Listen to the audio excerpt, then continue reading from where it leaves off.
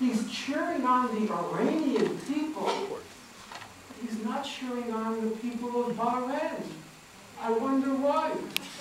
He's cheering on the Iranian people, but he's not cheering on the people in Yemen. I wonder why. He's cheering on the Iranian people, but he's not cheering on the people in Jordan. I wonder why. The audacity of hypocrisy. The question of Turkey, it's a mixed picture.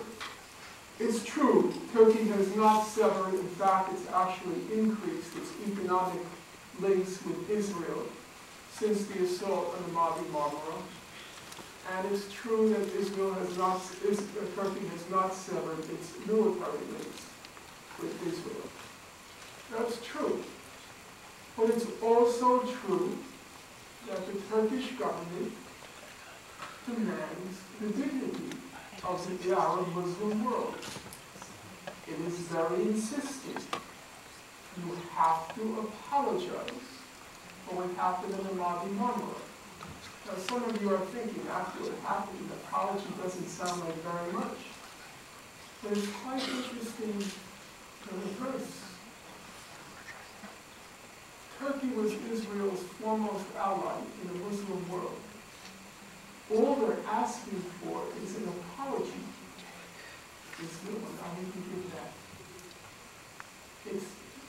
And it's in their self-interest, because they're having a real problem with the array of powers turning against them in the Arab Muslim world.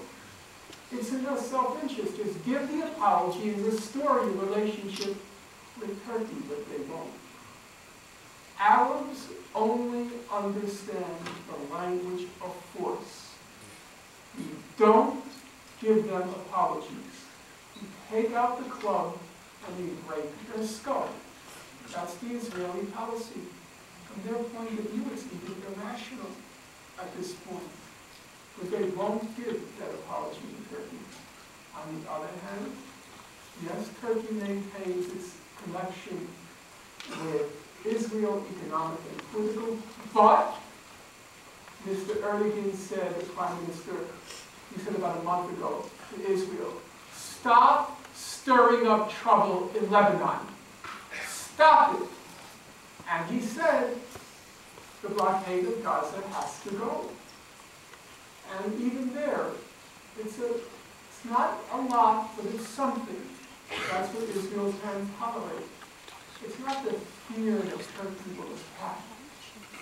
It's the fear that Turkey even shows a minimum of self-respect as dignity. The question of Qatar and Israel, I'm going to leave aside. So we'll just get to those last questions, because most of them are basically the same. They have to do with the solidarity movement, what we should all be focused on first.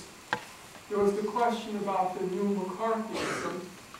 I think the answer to that is, number one, you should bear in mind that there is a new McCarthyism because there's a desperation on the part of Israel's supporters. They are terrified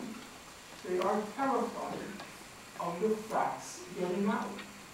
And so they have to do everything they can to muzzle, to repress, to suppress freedom of speech, because they know that the facts speak so harshly against what they're doing that their only recourse is not open debate, which is what a Democrat believes in. Their only recourse is to suppress one side. So you should take heart from these desperation tactics and recognize that the desperation tactics are a sign that their boat is sinking. Which brings me to the question of the Canadian vote to Gaza. As Tom can tell you, many people are working on different fronts in Canada.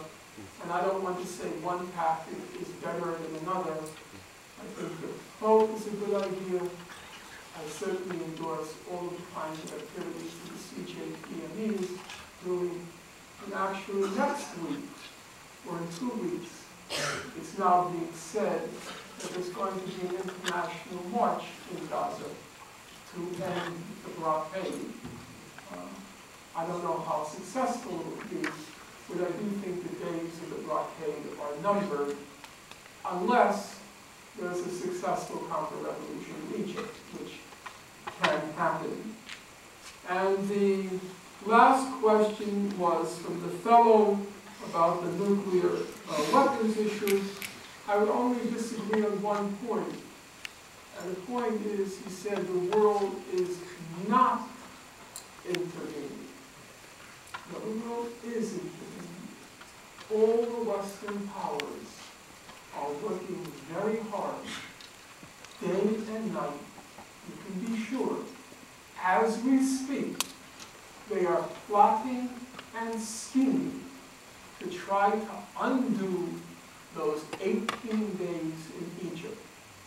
And that's where we come in, because the only one who's going to stop them from destroying the hopes and spirits of those people, from breaking their spirits again, which is what they want.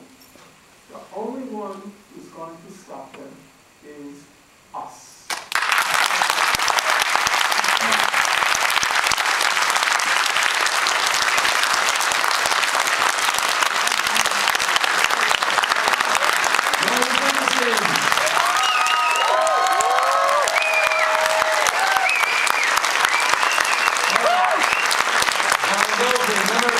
Give me 30 more seconds.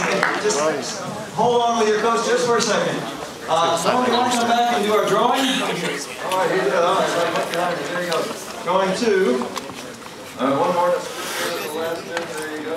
Okay. The winner in Toronto is Jason Kenny.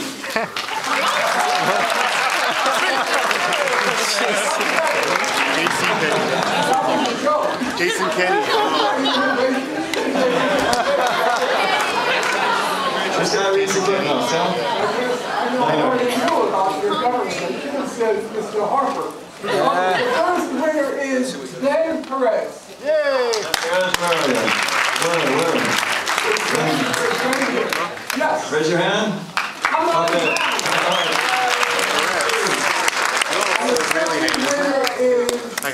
Okay, he didn't give his last name, but he did give his email address. Omar@13hotmail.com. Omar13_30@hotmail.com. Are you here? Omar16@hotmail.com. Try another one. This one is easy. Ahmed Rashid. Yeah, where are you? Ahmed Rashid. Did you leave? Oh, if you leave, you can't get your poster. Okay, good, good. All right, we got a gift to...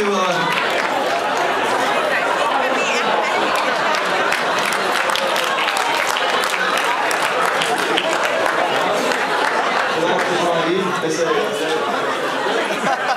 right. All right.